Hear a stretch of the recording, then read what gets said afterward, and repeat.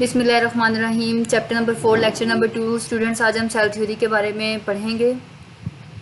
कुछ हमारे पॉइंट्स रह गए थे। रेडॉल्फ विर्चू का जो व्यू है, he gave the idea of formation of new cells from division of pre existing cells. Rudolf Virchow ने जो इंफॉर्मेशन दी है कि जो ये आइडिया दिया है कि जो न्यू सेल्स हैं वो कैसे बनते हैं from the division of pre existing sales, पहले से मौजूद जो सेल्स होते हैं उनकी डिवीजन से। और इसका एक व्यू था कि ओमनियो सेलुलर सेलुलर, मतलब सेल जो है वो पहले से मौजूद सेल से ही बनते हैं।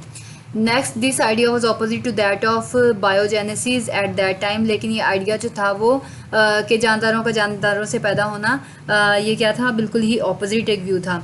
लुइस पास्चर इसके बाद आया। He prove that microorganisms could only be form from the pre existing microorganisms. इसने क्या व्यू दिया है कि जो माइक्रो ऑर्गेनिजम्स होते हैं, जैसा कि बैक्टीरिया और जो हमारी आम आंख से नज़र नहीं आते, तो उनको देखने के लिए माइक्रोस्कोप की ज़रूरत पेश आती है।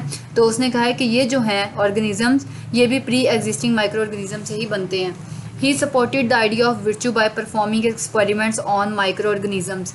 उसने जो है वो विर्चू के आइडिया को जो है वो क्या किया, सपोर्ट किया, और बाय परफॉर्मिंग एक्सपेरिमेंट, और बहुत से एक्सपेरिमेंट जो थे माइक्रो ऑर्गेनिज्म पे वो परफॉर्म किए। ऑगस्ट वाइजमैन ही suggested that all presently living cells have a common origin.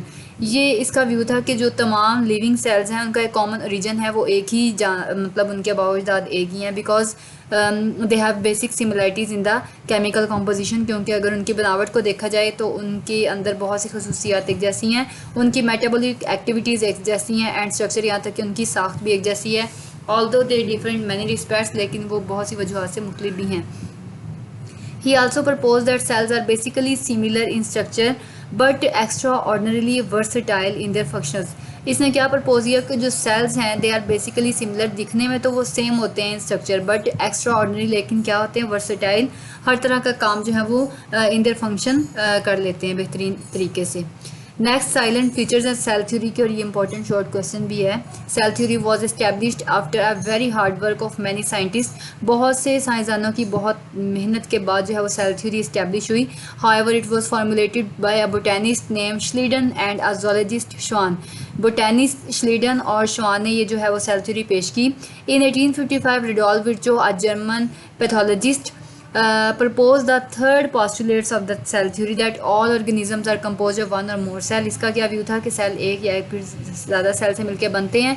Cell is a basic structural and as well as functional unit of life.